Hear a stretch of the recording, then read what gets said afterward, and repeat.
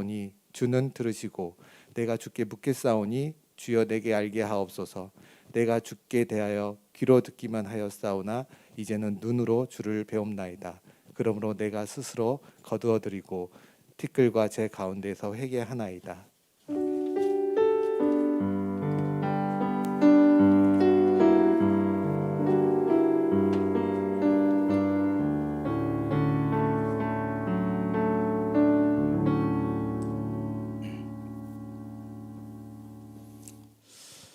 네, 오늘은 사실 잠언 본문 30장 본문으로 하려다가 우리 욥을 좀 더 설명하려고 욥기 본문으로 했습니다. 네, 말씀 제목은 내 손으로 내 입을 막으라입니다. 네, 잠언 묵상을 잘하든 못하든 이렇게 읽든 잠언을 다 읽고 혹시 결론이 뭐라고 생각했습니까? 네, 뭐 결론은 각자 하면 됩니다. 근데 제가 볼 때는 잠언은 우리가 얼마나 무지한 자인가를 알게 하는 것 같아요. 잠언에서 가장 미련한 자는 스스로 지혜롭게 여기는 자라고 했는데 마지막 부분에서 30장, 31장에서 이 스스로 지혜롭게 여기는 자가 정말 얼마나 미련한지를 말합니다. 우리 잠언 30장을 보면은 18절부터 20절에 보면은 나는 깨닫지 못하는 자입니다 이런 말을 해요. 내가 심히 기이 여기고도 깨닫지 못하는 것이 서너시 있어요. 너무 궁금해요. 신기해요. 알고 싶어요. 근데 나는 깨달을 수가 없습니다. 이렇게 이제 말하는 내용이 나오고요. 그 다음에 이제 30장 24절 28절에 가면은 네 가지 이제 곤충과 이제 동물이 나옵니다. 여기 이제 개미에 대해서는 여러 매 먹이를 모으는 개미, 그러니까 준비성이 있는 개미죠. 미리미리 준비 못하는 학생들이 많잖아요. 준비물을. 근데 개미는 그렇게 미리미리 준비를 잘해요. 그 다음에 강하지 못한 물이지만 바위로 집을 짓는 사반. 사반이 이렇게 저 바위에서 이렇게 집을 짓고 삽니다. 반석 위에 짓는 집이라는 거죠. 성경에 나온 대로 무너지지 않는 집에 산다라는 거예요. 사반은. 그 다음에 왕이 없어도 무리를 지어 다니는 메뚜기. 메뚜기가 엄청난 떼로 다니잖아요. 근데 지휘관도 없는데 저렇게 하나가 되어서 몰려서 싸우지도 않고 다닌다는 거예요. 그리고 도마뱀, 왕궁 속까지 기어 들어가는 도마뱀에 대해서 이렇게 말해요. 이 네 가지를 말하는 것은 개미, 메뚜기, 곤충이고 도마뱀, 파충류고 사반은 이렇게 동물인데 이 네 가지 동물을 말하는 것은 사람보다 더 뛰어나다는 거예요. 지혜가. 하나님이 각 곤충과 동물과 파충류에게 지혜를 주니까 하나님의 주신 지혜도로 사니까 사실은 사람보다 더 뛰어나다는 게 곤충이. 놀랍지 않습니까? 곤충이 얼마든지, 그러니까 하나님의 뜻대로 사는 곤충이 사람보다 더 뛰어나다면 하나님의 뜻대로 사는 인간은 얼마나 지혜롭냐 이거예요. 그러니까 잠언은 개미와 메뚜기를 대면서 너 얘네들보다 지혜로워 이렇게 말하는 거예요. 니네들 하나가 됐어? 메뚜기는 하나가 됐어. 너 미리미리 준비하고 다 살았어? 개미는 준비성이 엄청 좋아. 이렇게 말하면서 사실은 겸손을 말하는 것이죠. 그렇구나. 내가 이 짐승들보다도 지혜롭게 살지를 못하는 무지한 자였구나. 게으른 자였구나. 이렇게 깨달으라는 것이에요. 그래서 잠언의 결론은 겸손이라고도 말할 수 있어요. 잠언의 지혜를 다 잠언을 배우니까 이제 잠언대로 다 내가 지혜롭게 행해야지. 이런 사람들은 어쩌면 스스로 지혜롭게 여기는, 잠언의 말씀을 들었다고 해서 내가 잠언대로 다 행할 수 있다고 착각하는 사람일 가능성이 무척 높습니다. 그래서 잠언이 이렇게 결론적인 교훈 31장은 이제 현숙한 여인을 대면서 잠언의 지혜를 가진 사람은 이런 사람이다라는 걸 대는 것이고, 내용적으로 잠언의 결론은 30장에 나와 있어요. 30장 32절에 보면은 만일 내가 미련하여 스스로 높은 채 하였거나 혹 악한 일을 도모하였거든 내 손으로 입을 막으라. 손으로 입을 막으라는 거예요. 그래서 잠언을 이렇게 정말 진지하게 겸손하게 잘 묵상을 했으면 내가 미련하고 스스로 높은 채 하였구나. 그러니까 우리가 할 일은 뭐냐면은 잠언의 지혜를 막 떠드는 게 아니라 입을 막는 거예요. 주님 내가 정말 무지하군요. 주님의 지혜를 주십시오라고 우리가 입을 다물게 될 거라는 거예요. 그래서 이 잠언을 통해서 우리가 알 수 있는 것은 내가 입을 막고 스스로 높은 채 한 어리석은 자였다는 거예요. 또 다르게 말하면 이제 겸손을 배우려면 우리가 교만한지를 이제 깨달으라는 것이죠. 네, 순전한 기독교를 제가 금요일에 하는데 순전한 기독교에서는 가장 큰 죄를 교만이라고 말해요. 이 모든 기독교 스승들이 가장 핵심적이고 궁극적인 악을 교만이라고 말했어요. 이 교만이 얼마나 악하냐 하면은 다른 악들에 비하면은 다른 악들은 교만이면 세 발의 피에 불과할 정도로 교만이 엄청난 가장 큰 죄라는 거예요. 그러면서 어떤 게 교만이냐라고 했을 때 내가 신앙생활을 한다는 사실 때문에 내가 스스로 선한 사람으로 느낄 때나 또는 특히 자기가 다른 사람보다 더 낫다고 느낄 때는 확실히 하나님이 아니라 악마를 따르고 있는 것이다. 이 말은 굉장히 충격적인 말이에요. 예수님 잘 믿고 막 은혜 많이 받을 때 내가 예수 믿어서 정말 선해진 것 같아 이런 느낌 없었습니까? 예, 그 남들 막 자고 있을 때 나는 기도하고 막 남들 딴짓할 때 나는 봉사하고 섬기고 막 성교지를 누비면서 내가 다른 사람들보다 더 낫지. 내가 저 성도들보다는 내가 더 이렇게 열심히 하나님의 일을 하는 것이지라고 남보다 더 낫게 여긴 적 없습니까? 똑같이 또 성교지를 가도 새벽부터 일어나가지고 막 하면서 그래 나는 다 잘 때 이렇게 하고 있지. 이렇게 남보다 더 낫다고 여길 그때 그때 우리는 대부분 나는 확실히 주님을 따르고 있어 이렇게 확신할 그때 CS는 아니다 확실하게 대충도 아니에요 확실히 악마를 따르고 있는 거라는 거예요. 악마를 따르고 있는 거라는 거예요. 그러니까 우리가 신앙생활을 할 때 악마를 따르고 있을 때가 참 많아요. 근데 가장 악마를 따를 때 하나님을 따르고 있다라고 착각하는 이 착각이 가장 심한 것입니다. 그래서 교만은 영적인 암이라고 그랬어요. 악마는 우리 안에 이 교만이라는 정권만 우리 안에 세울 수 있으면 얼마든지 헌신하고 절제하고 순결하고 드리고 구제하고 그렇게 살으라고 다 준다는 거예요. 그렇게 해가지고 교만이라는 것만 우리 마음에 심을 수 있다라면 악마는 얼마든지 그렇게 한다. 왜냐하면 기침이든 뭐든 다 낫게 해주고 암 하나 딱 걸리게 하면 이제 죽으니까 그게 이제 사탄의 목적인 것이죠. 그럼 우리가 이런 영적인 암에 걸리지 않았는지 잠언의 말씀을 통해서 돌아봐야 됩니다. 우리가 은혜 받았다고 하는 그 순간 어떤 큰 고난과 문제가 있었는데 기도하고 인내함으로 그것을 믿음으로 승리한 그때 이후에 우리는 스스로 선한 사람으로 여기지 않는가. 헌신하고 더 하나님 경험하고 남들은 경험하지 못하는 그 하나님의 세계를 경험하면서 내가 남보다 더 낫다고 여긴 적이 없는 것인가. 저는 그랬어요. 저는 복음이면 충분하다고 고백할 때 제가 돌아보니까 제가 스스로 선한 사람으로 느껴졌어요. 야, 내가 이제 옛날하고 달라졌구나. 옛날에 그런 구질구질한 것들을 내가 떨어버리고 나는 이제 더 선해졌구나. 그 재정을 하나님께 드리고 시간을 드리고 헌신하고 하나님의 역사들을 많이 경험하면서 제가 남보다 더 낫다고 여겼어요. 저 사람들은 경험하지 못하는데 나는 이런 것들을 경험하는구나라고 남보다 더 낫다고 여겼어요. 특히 제가 이제 목회자니까 목회자들을 많이 비교했어요. 아니 왜 저 목회자는 치열하지 않고 헌신적이지 않고 영적 싸움을 하지 않는가? 그러니까 이제 사역의 열매가 없고 영혼들의 변화가 없는 것이다라고 그렇게 남보다 낫게 여기는 판단을 많이 했습니다. 왜 열정이 없을까? 왜 배우지 않을까?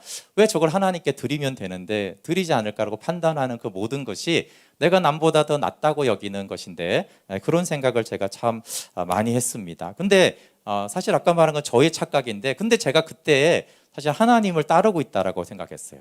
왜냐하면 뭔가 충만한 느낌이 들고 열정이 생기고 기쁨이 있고 어떤 변화되는 열매들이 있으니까 주님을 따르는 줄 알았던 것이죠. 그래서 저는 C.S. 루이스가 아니다. 그때 확실히 악마를 따르고 있는 것이다. 그게 이제 저한테는 굉장히 너무 놀라운 말인데 내가 그때 악마를 따르고 있었구나라는 것이에요. 사실 많은 그리스도인들이 하나님을 가장 따른다고 느끼는 그 느낄 때가 대부분 악마를 따르고 있는 거예요. 그래서 하나님의 은혜가 생명으로 들어가지 못하고 연합의 은혜로 들어가지 못하는 거예요. 그러니까 사실 그 은혜가 있을 때 겸손하면 예수 그리스도 안에 있는 연합된 주님이 하시는 것으로 들어가는데 은혜만 충만히 받지 여전히 내 힘과 내 노력으로 하는 이유가 바로 하나님이 은혜로 들어오게 하셔서 연합되게 하는 그 순간에 우리는 악마를 따르거든요. 근데 악마를 따르고 있으니까 이제 비껴가는 거예요. 정확히 그리스도에게 가다가 확 비켜가면서 우리가 추락하기 때문에 오랫동안 신앙생활을 해도 정말 예수 그리스도 안에 있는 포도나무의 가지가 저절로 많은 열매를 맺는다라는 그 연합의 은혜까지 우리가 들어가지 못하는 문제가, 그렇게 들어가려고 하는 그 시점에 하나님이 아니라 악마를 따르는, 그 악마를 따른다는 것은 결국 교만을 말해요. 교만이 딱 들어오면서 우리가 급격히 추락하는 불행한 사건들이 일어납니다. 그래서 정말 각성이 필요하죠. 은혜 받는 대부분의 사람들이 하나님을 따르다가 은혜 받는 그 순간, 은혜 받은 다음에 다시 악마를 따르고 있는 이 안타까운 일들이 우리 안에 많이 일어나는 것이에요. 네, 저만 그렇겠습니까? 제가 은혜 받는 많은 사람들을 관찰했는데 자기를 더 낮게 여겨요. 자기가 선해졌다라고 생각을 많이 생각합니다. 그러니까 그 순간에 하나님 경험하고 악마를 따르는 것이죠. 여러분, 복음을 안다는 것은 자아 죽음인데 우리가 은혜 받은 순간에 자아가 왕노릇하는 교만에 빠지는 모순에 빠집니다. 복음을 통해 왜 교만하게 될까? 성령 충만한데 왜 교만하게 되었을까라고 말했을 때 잠언이 아까 말한 이렇게 말하는 거예요. 네가 미련해서 스스로 높아졌다. 하나님의 은혜를 경험하는 그 순간 미련하여서 스스로 높은 채 했다는 거예요. 그래서 잠언이 뭐라고 그래요? 입을 막아라. 내 손으로 입을 막아라 라는 거예요. 네가 그때 입을 막았다면 상징하는 의미가 있죠. 네가 겸손히 입을 막았다면 성령께서 겸손의 영으로 그리스도 안에 연합되게 했을 것이다. 근데 네가 그때 겸손했느냐? 막 펄펄 뛰고 막 말하고 자랑하고 너를 높이지 않았느냐? 그래서 여러분, 복음을 깨달았을 때도, 은혜 받았을 때도, 충만할 때도, 성공하고 성취했을 때에도, 우리 자녀들이 너무나 잘되고 이렇게 할 때에도 스스로 높은 채 하는 거예요. 스스로 높은 채 할 때가 그 미련해서 그렇다라는 거예요. 그래서 하나님이 이렇게 말한 겁니다. 네가 만일 복음을 통해 생명에 이르렀다면 너는 네 입을 막았을 것이다. 그리고 하나님의 일하심을 보았을 것이다 라는 거죠. 그런데 너는 그렇게 하지 않고 미련하여 스스로 높은 채 하고 정말 말을 많이 하더구나. 막 자랑하고 싶고 떠벌리고 싶고 높이고 싶어서 입이 간지러웠던 것이죠. 그래서 이 표면적인 은혜와 연합의 은혜는 차이가 있습니다. 표면적인 은혜에도 하나님을 많이 경험해요. 근데 하나님을 경험했는데 잘 관찰해 보면 하나님을 자랑하는 게 아니라 하나님을 경험한 나를 자랑해요. 자, 간증의 위험이 여기 있죠. 간증을 잘 들어보면 저게 하나님 자랑하는 건지 하나님을 경험한 나를 자랑하는 건지를 알 수가 없어요. 말로는 당연히 하나님의 자랑하죠. 근데 실제로는 이게 누구를 자랑하는 건지 알 수가 없어요. 아마 느낌으로는 간증을 딱 했는데 그 간증자가 남지 않고 하나님이 남으면 아마 하나님이 자랑한 것이고, 하나님께 영광을 돌립니다 하지만 그 간증자가 강하게 남으면 그 간증자 자기를 자랑한 거겠죠.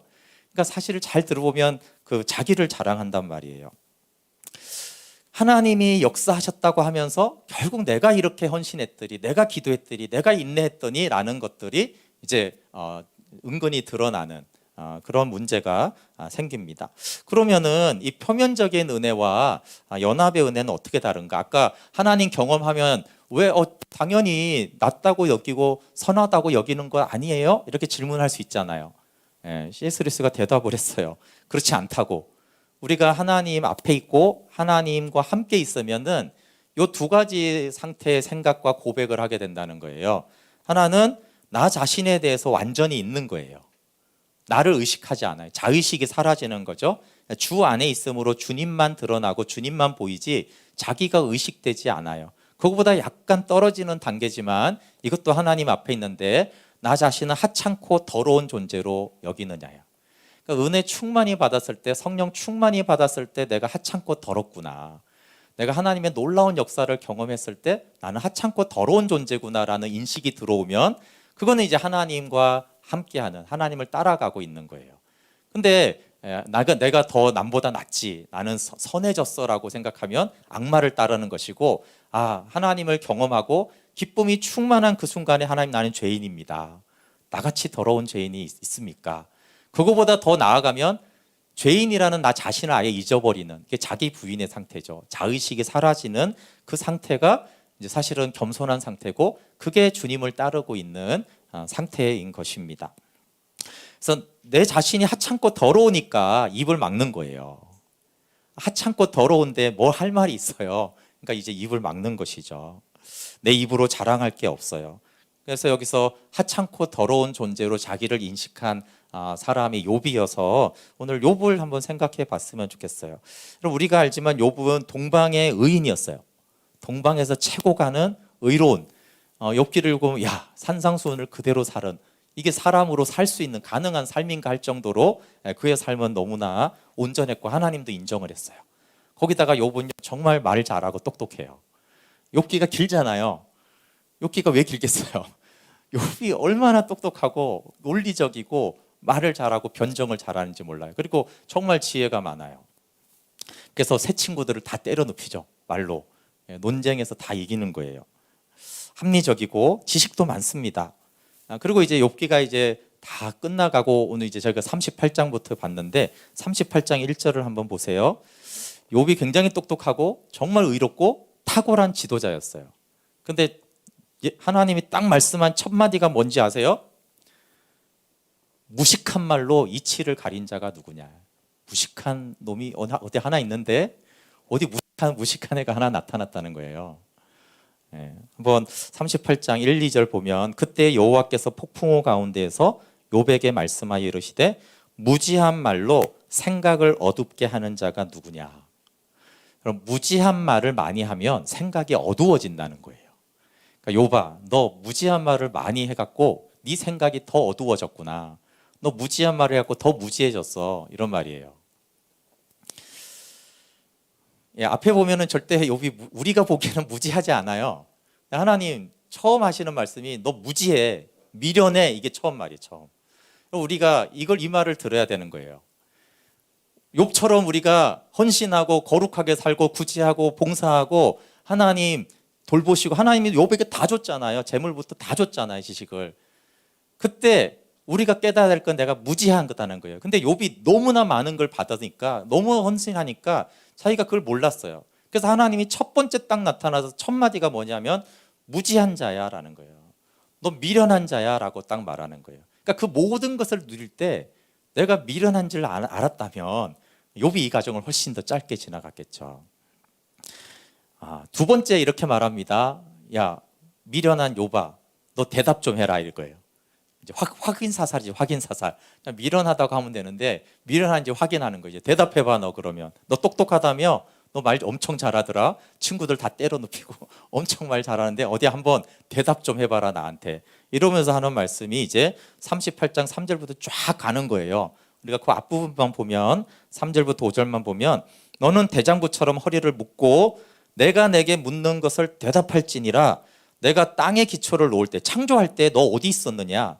네가 창조를 깨달아 알았거든. 한번 말 좀 해봐라. 똑똑하다면서 한번 말 좀 해봐. 누가 그것을 도량법을 정하였는지 누가 그 줄을 그것에 위에 띄웠는지 네가 아느냐? 알아? 알면 대답해봐. 계속 뭐 하냐면 너 무지한 자야. 이 말을 계속 확인 사살을 하는 거예요. 너 의롭게 살았지? 깨달은 거 엄청 많지? 그럼 한번 대답 좀 해봐라. 너 아느냐? 네. 그 다음에 이제 쭉 넘어가서 다시 길게 말씀하시고 40장 2절에 가면 세 번째 또 말해요. 트집 잡는 자라고 말해요. 욥한테. 하나님을 탓하는 자야 대답해봐라. 여러분 하나님이 계속 말해요. 욥아 대답해라. 너 대답해. 이거 애들 약간 이러세요. 너 대답해. 애들 대답 못하잖아요. 대부분. 왜 대답 안 해? 대답해. 대답 안 해요. 대답하라니까 계속 이렇게 하는 거예요. 여러분 욥의 삶의 헌신과 욥의 지혜와 탁월한 말씀시와 우리의 삶과 고백과 말을 생각하면 사실 우리하고 상대가 안 돼요. 욥은. 근데 욥이 이제 첫 번째 대답을 합니다. 하도 하나님이 말씀하라고 하는데 대답해 하니까 욥이 드디어 대답을 해요. 그게 40장 3절에 나옵니다. 한번 볼게요. 40장 3절에 욥이 여호와께 대답하여 이르되 보소서 나는 비쳐나오니 무엇이라 주께 대답하리이까 손으로 내 입을 가릴 뿐이로소이다. 내가 한번 말하였사온즉 다시는 더 대답하지 아니하겠나이다. 네, 욥이 고백하는 대답은 먼저 나는 비천하다는 거예요. 창조가 이런데요, 이런 말을 하지 않아요. 나는 비참한 자입니다. 그리고 뭐라고 말합니까? 뭐라고 대답하겠습니까? 제 손으로 제 입을 가리겠습니다. 이게 대답이에요. 입을 막겠습니다. 할 말이 없습니다. 나는 무지한 자입니다. 듣겠습니다, 이 말이에요. 듣겠습니다. 내가 뭘 말을 하겠습니까? 다시는 더 대답하지 않겠습니다. 예. 이 말은 무슨 말이야? 다시는 더 따지지 않겠다는 거예요. 그 앞에서 욥이 엄청 따지거든요. 예. 하나님 왜 이렇습니까? 이렇게 돼 있습니까? 어떻게 이렇게 됩니까? 왜 대답을 하지 않습니까? 이런 말을 하는데 더 이상 이제 그런 말 안 하겠다는 거예요. 다시는 더 대답도 안 하겠다는 거. 할 말이 없어요. 저는 아는 게 없다는, 하나도 아는 게 없으니까 오직 내 입으로 입을 가릴 뿐입니다. 이게 이제 욥의 대답이에요. 그래서 이것이 설교 제목인데요. 근데 하나님이 참 끈질기세요. 또 물어봐요. 또 물어봐요. 다시는 더 대답하지 않겠다고 했는데 40장 6절부터 41장이라는 긴 내용으로 또 하나님이 하나하나를 계속 질문을 하십니다. 그리고 대답해라 그럽니다. 이미 이 손으로 입을 가렸다고 하는데 그 다음에 42장의 이제 마지막이죠. 욥이 자신의 무지와 교만을 회개하는 대답을 합니다. 그러니까 앞에 입을 막고 여기까지도 충분히 입을 막지 않은 거죠. 그러니까 하나님 또 말씀하시고 대답하시면 사실 같은 내용입니다. 같은 내용인데 훨씬 더 확실한 대답을 얘기해요. 42장의 1절 볼게요. 욥이 여호와께 대답하여 이르되 주께서는 못하실 일이 없사오며 무슨 계획이든지 못 이루실 것이 없는 줄 아오니 무지한 말로 이치를 가리는 자가 누구니까? 나는 깨닫지도 못한 일을 말하였고 스스로 알 수도 없고 헤아리기도 어려운 일을 말하였나이다. 38장 2절에 하나님이 딱 나타나셔서 폭풍 가운데 무지한 말로 이치를 어둡게 하는 자가 누구냐라고 그랬어요. 하나님의 질문에 대해서 욥이 스스로 대답해요. 무지한 말로 이치를 가린 자가 접니다. 42장 3절이에요. 무지한 말로 이치를 가린 자가 바로 접니다. 멍청한 말로 내 생각을 더 어둡게 한 그 미련한 놈이 바로 접니다. 이렇게 대답을 하는 거예요. 그러면서 어떻게 무지한 말을 했다는 거예요? 내가 말을 했는데 보니까 깨닫지도 못한 일을 말을 했고 보니까 스스로 알지도 못하는 말을 했고 헤아리지도 못하는 어려운 일을 말했다는 거예요. 그게 이제 무지한 말로 이치를 가렸다는 거예요. 그러니까 뭔 말인지도 모르면서 확실히 아는 것처럼 확실한 진리처럼 자기가 말했다는 거예요. 너무나 내가 확신 있게 말했는데 하나님을 딱 만나보니까 그게 내가 아는 게 아니었어요. 그럼 우리가 하나님에 대해서 이렇게 저렇게 말을 하는데 사실 하나님을 정말 만나면 그 말이 모르고 한 말인 게 대부분인 거예요. 뭐 성경이 어떻다, 하나님이 어떻다라는 것들이 사실은 모르고 한 말인 것이죠. 그래서 우리가 친구들하고 얘기해서 이겼다고 설득력이 있었다라고 해서 그걸 확실히 아는 것인가? 여기서 욥은 모른다는 거예요. 안타깝게도 제 설교도 제가 헤아리지 못하고 하는 설교이기 때문에 성령님의 은혜를 구하면서 성령님이 가르쳐 달라고 하셔야 돼요. 제가 이걸 보면서 나도 참 모르는 걸 말하는구나. 설교 시간이 매번 돌아와요. 그래서 이제 어쩔 수 없이 내가 깨달은 바를 말하는데 근데 여기서 보면 깨달은 게 아니라는 거예요. 내가 헤아린 게 아니라는 거예요. 내가 확신한 게 아닌 거예요. 그게 창조주 하나님 앞에서 무지한 거죠. 무지한 자의 결론은 스스로 말을 거두어들이고 회개합니다. 먼저 4절에 보면 이 42장 4절요. 내가 말하겠사오니 주는 들으시고 내가 주께 묻겠사오니 주여 내게 알게 하옵소서. 이제는 입을 다물고요. 이제 말하지 않아요. 내가 묻겠습니다. 묻기는 하겠습니다. 근데 이제 주장은 하지 않겠습니다. 묻겠으니까 주님이 이제 좀 대답해 주십시오. 태도가 굉장히 겸손해졌죠. 전에는 왜 내 생일을 했고 나를 태어나게 해가지고 왜 대답하지 않습니까? 이렇게 따지듯이 했지만 지금은 이제 좀 말씀을 좀 해주십시오. 저 좀 알게 해주세요. 태도가 바뀐 거예요. 그리고 이제 5절 6절에 중요한 말씀이죠. 내가 주께 대하여 귀로 듣기만 하였사오나 이제는 눈으로 주를 배움나이다. 그러므로 내가 스스로 거두어드리고 티끌과 제 가운데서 회개하나이다. 네, 눈으로 주를 본다. 예, 너무 중요한 말씀이죠. 근데 이 말씀 많이 들었으니까 여기 눈으로 주를 보면 어떻게 되느냐라는 부분에 초점을 좀 맞추면요. 6절에 보면 그러므로 눈으로 주를 봤어요. 그래서 어떻게 됐다는 거예요? 눈으로 주 본 결과가 뭐냐면 그 증거가 뭐냐면 내가 스스로 내 말을 거두어 드립니다예요. 내 말을 거두어 드린다는 거예요. 3장부터 37장까지 했던 그 많은 말, 뭐 욥만 말한 건 아니지만 그 상당수의 말을 욥이 하나님 내가 그 말을 다 거두어 드리겠습니다. 다 취소입니다. 그 말 다 취소예요. 다 없는 걸로 좀 해주세요. 다 취소, 다 거두어 드린다는 거예요. 예, 그러니까 잠언의 지혜를 정말 깨닫는다라면 잠언에는 이런 지혜가 있어 이렇게 말하기보다는 말을 안 하는 거죠. 나는 참으로 미련하고 무지한 말을 하고 다녔구나. 그래서 내 말은 사실 스스로 다 거두어 드려야 되는 말이었어. 라고 하는 거예요. 스스로 그 다음에 두 번째가 회개하는 거예요. 티끌 제 가운데. 티끌과 제 가운데 회개한다라는 거는 내가 티끌 같은 존재고 재와 같은 존재밖에 안 된다라는 걸 회개하는 거예요. 근데 잘난 체하고 교만하고 내가 의롭다고 여긴 것을 회개하는 거예요. 나는 티끌이고 젠데. 그러니까 첫 번째는 내가 한 말을 거두어 드려요. 두 번째 나는 아무것도 아닙니다. 나는 그런데 내가 뭐라도 된 줄 알았습니다. 남보다 더 나은 줄 알았습니다. 그게 이제 악마를 따르고 있는 건데 그때를 회개하는 거예요. 첫 번째는 말을 거두어 드리고 두 번째는 내가 아무것도 아닌 존재입니다. 회개하는 것이 이제 눈으로 주를 보았다라는 그러므로니까 욥이 그 증거예요. 그러니까 눈으로 주를 본 사람은 이 두 가지 현상이 일어나요. 입을 가려요. 할 말이 없습니다. 내가 정말 평생 무지한 말을 하고 돌아다녔군요.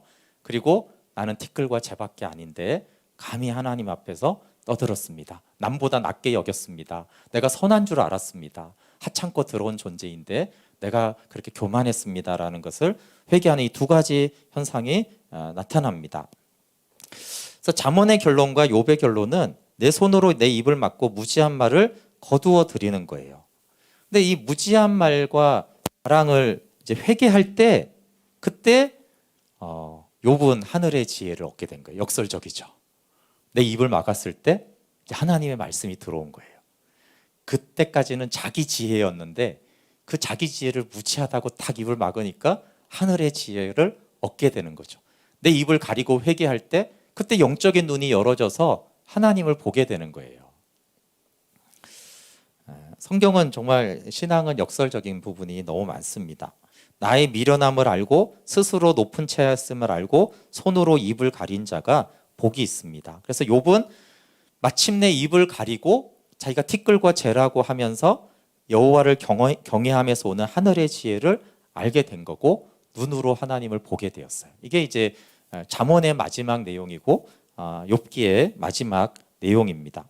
그럼 내 손으로 입을 가리고 눈으로 하나님을 보는 때에 대한 설명을 어제 금요일에 C.S. 루이스의 이 고차원적인 믿음에 있었어요. 그러니까 내 손으로 입을 가리고 눈으로 하나님을 본다라는 때를 C.S. 루이스는 우리가 자신이 완전히 파산했다는 사실을 발견하기 전까지 하나님과 올바른 관계를 시작할 수 없다. 그러니까 욥이 눈으로 하나님을 본다라는 그 신앙을 가기 위해서는 자신이 완전히 파산했다라는 사실을 반드시 발견해야지만 하나님과의 바른 관계를 할 수 있다라는 거예요. 그리고 자신이 파산했다는 것을 발견하는 유일한 방법은 힘껏 노력해보고 실패해보는 것이에요. 우리도 다 힘껏 노력해보고 실패를 하지만 그래도 아마 인류 역사상 내노라 하는 사람이 욥이에요. 욥처럼 힘껏 노력해본 사람이 어디 있어요? 욥처럼 하나님 뜻대로 살려고 그렇게 몸부림쳐 본 사람이 어디 있을까요? 그런데 욥은 그렇게 애쓰고 의인으로 철저하게 살았는데 놀랍게 실패했어요. 그리고 내가 미련한 걸 알았어요. 근데 실패했는데 그 실패를 다루는, 실패를 인정하는 부분이 이제 38장부터 42장인 거예요. 그 앞에는 실패를 인정하지 않죠. 자기가 자식 다 죽고 재산 다 날라가고 건강이 아무리 그래도 자기 의를 주장하는 거예요. 아직 실패하지 않았다는 거예요. 다 망했는데도 아직도 자기 의가 있는 거죠. 그런데 자기가 실패를 인정하고 파산하는 그 순간이 이제 이제 38장부터 하나님 나타내 쭉 되고, 그리고 내가 완전히 파산했습니다라는 말이 내가 티끌과 재 가운데서 회개합니다라는 거예요.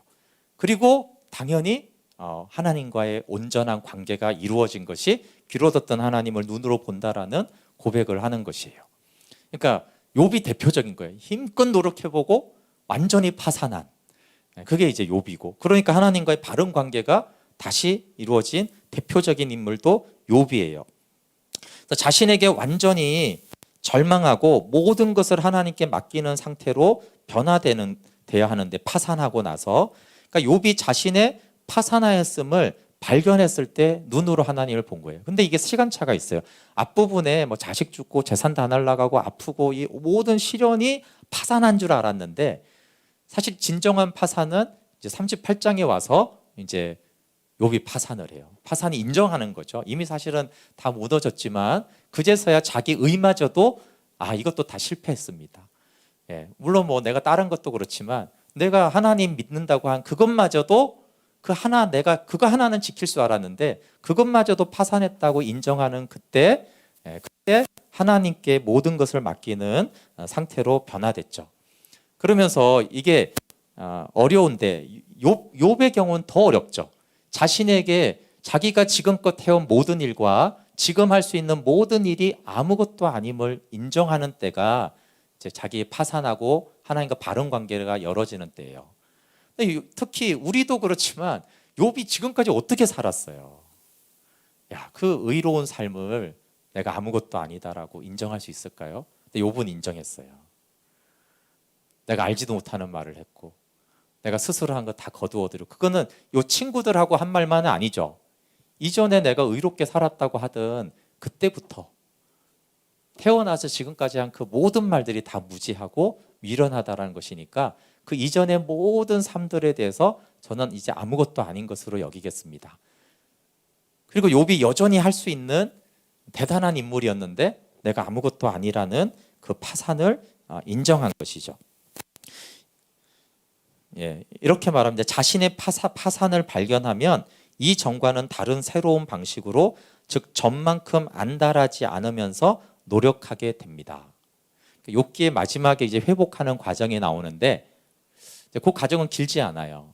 그렇지만 이제 욥이 어떤 삶을 살았는지에 대해서 말하는 거예요. 전처럼 이제 안달하지 않으면서 노력을 해요. 노력은 하죠. 하나님 뜻대로 살기로. 근데 전에는 막 죽을 힘을 다해서 막 주님 뜻대로 살려고 했어야 되는데 이제 자기의 파산을 인정하고 하나님 안에 있으면 안달하지 않으면서 노력하는데 더 하나님 안에 하나님과 동행하는 삶을 살게 되어지는 것입니다. 오늘 설교 제목이 내 손으로 입을 막고 막으라예요. 그래서 우리가 손으로 입을 막고 하나님을 본다라는 개념이죠. 우리를 주장하며 하나님을 보고 떠벌리면서 자랑하면서 하나님을 보는 것이 아니라 내 손으로 입을 막고 하나님을 보는 거. 근데 우리는 학생들부터 공부를 더 잘하고 많이 하고 학력을 쌓고 또 살아가면서 경험을 쌓고 성공을 하고 헌신을 하고 특히 하나님을 경험하면은 정말 스스로 높은 채 합니다. 욥이 굉장히 신앙이 신실한 사람이었지만 욥 안에도 스스로 높은 채가 들어가 있었다는 거예요. 근데 우리 같은 평범한 사람들이 욥도 그랬는데 어떻게 안 그랬어요? 그래서 잠언은 네가 스스로 높은 채하였다. 너 성공할 때, 성적 잘 나올 때, 잘 나갈 때, 인기 많을 때 그때 스스로 높은 채 하지 않았느냐라고, 그게 미련하다는 거예요. 그래서 그때 하나님의 은혜를 들어가야 되는데, 연합으로 들어가야 되는데 그때 악마를 따른 것이죠. 저는 또 직업이 목사라서 참 이 가르치는 일을 하게 됐어요. 가르치고 말이 길고 설교도 길잖아요. 그렇죠? 말이 많아요. 제가 분석하고 통찰하고 이런 걸 좋아해요. 그리고 그걸 가르치는 것을 좋아합니다. 근데 이 자체는 나쁜 게 아닌데 그걸 하면서 스스로 높은 채 하는 거예요. 그러니까 설교가 잘 된 날을 대부분 악마를 따르는 거죠. 참 안타까운 일이에요. 사람이 설교가 망치면 악마를 따라야 되는데 설교가 잘 되는 날은 제가 이제 스스로 선하게 여기는 거죠. 그러면서 이제 또 악마를 또 따르고 있는 이 모순적인 말들. 그래서 정말 욥이 하나님 내가 그거 다 거두어 드립니다. 저는 입을 다물겠습니다. 욥은 정말 탁월한 통찰을 갖고 있는 사람이에요. 사실 그의 가르침은 하나님 마지막에 이렇게만 말하지 않았으면요, 우리는 아마 성경으로 읽을 거예요. 욥의 말을. 어떻게 생각하세요? 결론이 나와서 그거 아니냐 하니까. 그렇지, 만약에 그렇지 않고 욥이 한 말을 읽어보면 이게 진리인가? 이게 하나님의 말씀인가? 이렇게 알아들을 거예요. 탁월한 설교라고 우리는 말할 거예요. 통찰이 대단하다라고 말할 거예요. 그 욥의 또 삶도 있잖아요. 여러분, 설교가 힘이 있을 때는 삶이 있어야 되거든. 그래서 욥은 통찰도 탁월하고요. 그 삶으로 산 증거가 있기 때문에 강력한 메시지가 되는 거예요. 근데 욥이 어떻게 보면 강력한 메시지를 정하는 설교자였는데, 나 그거 다 거두어드리고 저는 입을 막겠습니다. 회개합니다. 할 말이 하나도 없습니다. 그냥 하나님 좀 알려주시면 좋겠습니다 라고 하는 거예요. 그러니까 하나님이 정말 사실 욥을 사랑한 거죠. 욥이 고난을 많이 받았지만. 그러니까 왜 하나님이 욥에게 그렇게 했고 하나님의 뜻이 뭐냐라고 했을 때, 욥이 미련함과 비천함을 깨닫고 손으로 입을 가리고 말을 거두어 드리길 원했어요. 그래서 우리가 입을 가릴 때 영적인 눈이 열어집니다. 입을 가려야지 영적인 눈이 열어져요. 내 입으로 자랑하는 한 영적인 눈은 감기에서 장님이 되고, 내가 뭘 자랑하겠습니까? 내가 다 허탄한 말, 알지도 못하는 말을 떠들었습니다. 그래서 하나님 앞에 내 입을 가릴 때 영적인 눈이 열어져서 귀로 듣던 하나님을 눈으로 봅니다. 3명의 친구와 논쟁하여 이겼어요. 욥은. 하나님과 변론한 욥, 하나님하고도 따졌어요. 하나님 한번 얘기 좀 해봅시다 이랬어요. 너무 힘드니까. 뭐 악하지 않죠. 그게 너무 당연하죠. 욥처럼 힘든데 누가 그런 소리를 안 하겠어요. 그런데 드디어 욥이 입을 다물었어요. 드디어 입을 다물자 영적인 눈은 열어졌고 저 높은 곳 만물 위로 솟아오르고 하늘의 지혜를 받았어요. 영혼의 세계가 열린 것이죠. 참 놀랍고 신비한 일들이 사실은 그때 일어난 거예요. 결론입니다. 하나님은 나의 무지와 스스로 높으치한 이 교만을 보라고 하세요. 그래서 하나님은, 우리는, 세상은, 또 부모는 너 공부 더 잘해야 돼, 능력을 가져야 돼, 더 탁월한 능력을 가져야 돼, 이걸 세상은 계속 말하잖아요. 근데 오히려 욥에서 나타난 하나님은 너 더 능력을 가져 이렇게 하지 않고요, 너 무지한지나 깨달아 그거예요. 네가 미련한지만 깨달아라. 그거 깨달으면 다 됐다. 사실 그걸 깨달으면 모든 것을 알게 되는 거예요. 내 입을 가려야지. 그러면서 잠언에 보면 뭘 알 수 있어요? 내가 얼마나 미련한지 우리가 깨닫지 못하니까 야, 개미 좀 나가서 관찰해봐라 그러는 거예요. 개미를 보면서 하나님, 내가 개미만도 못하군요. 개미만도 내가 부지런히 못 살고 게으르고 준비 못하고 그런 존재가 개미만도 못하면서 내가 뭘 그렇게 자랑하고 똑똑하고 그렇게 했습니까? 메뚜기가 이렇게, 우리나라는 메뚜기 떼는 없지만 메뚜기가 이렇게 떼지어 다니는 걸 보면서 하나님, 내가 곤충만도 못하군요. 아까도 기도할 때 우리가 상처도 주고 상처도 받잖아요. 메뚜기만도 못해서 그런 거예요. 왜 자꾸 상처를 주고 상처를 받는 그런 하나가 되지 못하고 함께 하지를 못해요. 요즘 시대가 계속 혼족에 놀러나잖아요. 그렇죠? 사람하고 같이 있기 싫어요. 나 혼자 있는 게 좋아요. 물론 그건 취향일 수도 있지만 어쨌든 메뚜기보다 못하는 거예요. 왜 이렇게 사람들하고 어울리고 뭔가를 함께 하는 거를, 나는 곤충만도 못하는구나, 내가 그렇게 연약한 자구나 라는 거를 깨달으라는 거예요. 그럼 사반을 봐도 그렇고, 그러면 이 4가지 동물만 그렇게 써요. 곤충만. 새를 봐도 우리 못 날잖아요. 다 그런 하찮은 우리가 식물과 동물과 조류를 봐도 하나님, 내가 미련하군요. 내가 무능하군요. 내가 뭘 압니까? 저 참새가 어떻게 나는지 나는 모릅니다. 벼가 자라고 있는데 저 벼가 왜 처음에는 물을 이렇게 논에다 가득 담았다가 나중에는 물이 없이 그냥 벼가 자라는지 나는 모릅니다. 잔디가 어떻게 자라는지, 잡초조차도 어떻게 저렇게 생명력이 자라는지 원리를 나는 모릅니다. 그걸 다 보면서 4가지는 그냥 예일 뿐이고, 네가 만사를 한번 봐라. 너 아는 거 있느냐? 창조를 이제 욥을 통해서 말했지만 사실은 우리가 모든 걸 봐도 모른다는 거예요. 무지하고 내가 스스로 내 말로 내 생각을 어둡게 한 자구나. 내가 개미를 봐도 메뚜기를 봐도 논밭을 봐도 식물을 봐도 내가 겸손할 수밖에 없구나. 내가 아는 게 없구나 아니 그러면서 내가 얼마나 아는 체하고 막 사람들한테 이렇게 하고 했는지를 모릅니다라고 하는 거예요. 그래서 이 잠언과 제가 이제 이 욥이 이제 연결이 되었는데, 우리가 정말 이제 지혜라는 것은 뭘 많이 가르치고 막 하는 게 아니에요. 오히려 나는 무지하고 비참한 자입니다를 아는 것이죠. 내가 왜 스스로 높은 채 했을까? 그 별것도 아닌 것으로 나는 그랬구나. 그게 미련하구나. 그래서 욥처럼 아직도 눈이 열리지 않는구나. 그것을 우리가 인정할 수 있으면 좋겠고요. 네, 물론 가르쳐야 되는 직업은 가르쳐야죠. 상징적인 말이라는 거 아시죠? 내 손으로 내 입을 가립니다. 그때 눈이 열어집니다. 입이 열어지면 눈은 감깁니다. 우리가 귀로 듣던 하나님을 눈으로 보기 위해서 하나님 내가 아무것도 아닌 것, 특별히 은혜 받았을 때, 특별히 잘 될 때, 특별히 성공할 때 내가 아무것도 아니라는 걸 아는 그게 이제 지혜라는 것이죠. 그것을 이제 욥은 발견했습니다.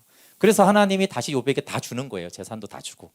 근데 이후에 욥은 이제 어떻게 돼요? 스스로 이제 높은 채 안 해요. 아무리 재산이 많고 아무리 이제 유지가 되고 뭐 탁월하고 그래도 스스로 이제 높은 채 안 해요.